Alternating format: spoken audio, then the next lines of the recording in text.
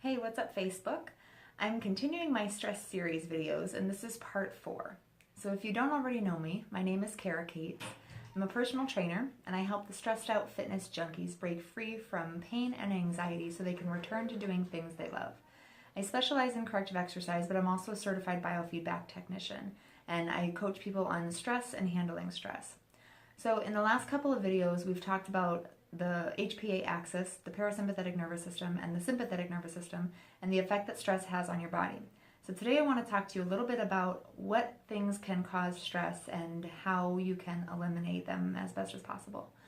So I think the first thing that obviously we're all aware of is the perceived threat. And initially, back in caveman days, that perceived threat was being chased by, a lion or potentially being eaten or running for your life.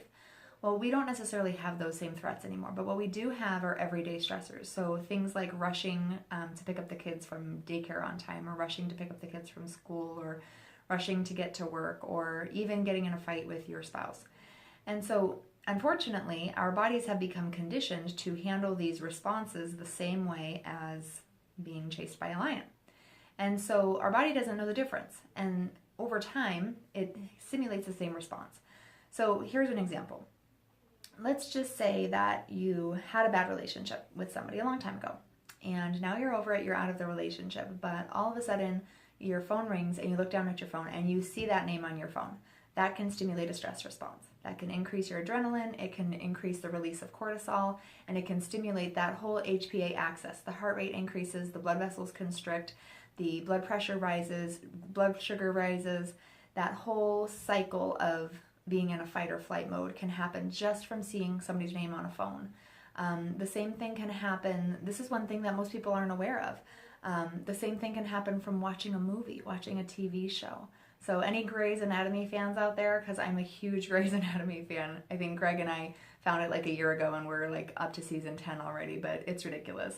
But one of the things that I've noticed is that when I watch Grey's Anatomy, I get so amped up, I get so worried, and oh no, Izzy, oh no, Lexi, oh no, George. It's so bad. It's actually pretty sad. But the crazy thing is that we used to watch it before bed, and I actually had to tell him we can't watch this anymore because it gets me too amped up. And your brain and your body doesn't know the difference between a fake stress response and a real stress response, which is also why worrying is so bad for your body. And I know that it's hard, and I know that we have to get out of that state of worry, but here's what happens. I'll include a picture here that shows you about Dr. Emoto and the water molecules. But anytime you think a negative thought, it changes the molecular makeup of your body. It literally does. So Dr. Emoto, what he's done is he's actually done studies on water molecules before prayer and after prayer. He's done studies on water molecules with the words, I hate you versus I love you. And the water molecules actually change. It's really interesting. So when you think negative thoughts all day, every day, it actually changes the molecular makeup of your body. And the last video I did a slideshow of the cells and how your cells actually start to break down. And it's kind of similar to that.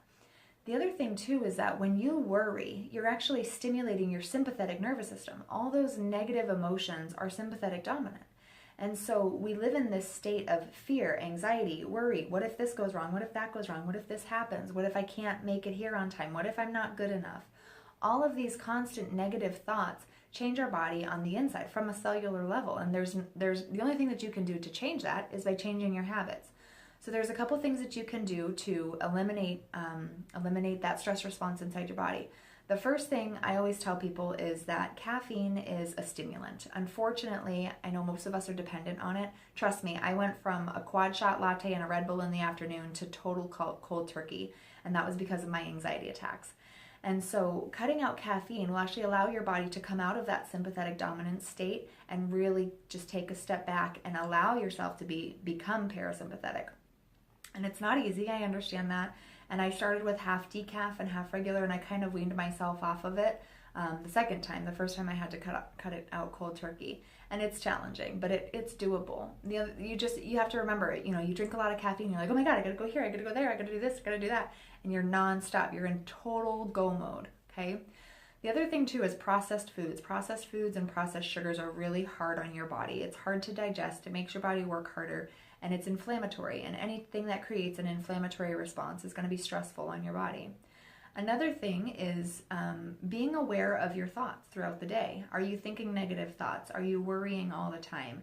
Catch yourself, and if you can, make a note, make a mental note or write it down in a journal of how many negative thoughts you have in one day. It's pretty surprising. It's actually kind of scary when you write it down and you actually see how many negative thoughts you actually had. And every time you catch yourself thinking something negative, I want you to try to change it into the opposite in a positive.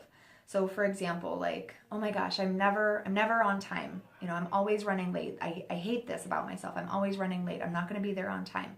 And I want you to change it to, I'm always on time. I get there when I need to. Just take the negative worry and turn it into something positive.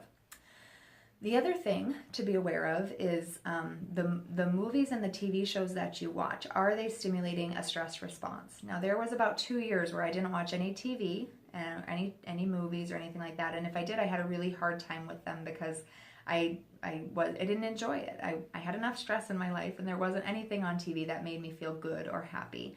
So pay attention to the movies that you're watching. You know, if it's a drama, if it's a intense action movie, movies where there's, you know, abuse and lying and rape and all this negativity, it's really hard on your body and your mind. And you don't think it is, but you'll notice if you cut TV out of your life for a little while, you'll notice positive changes start to happen.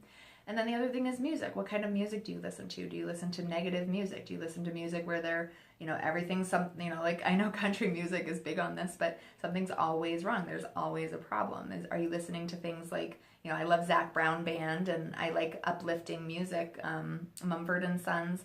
I like music that is actually uplifting instead of pulling down. So those are just a couple of tips that you can do, and keep following because I'm going to do some more videos on stress.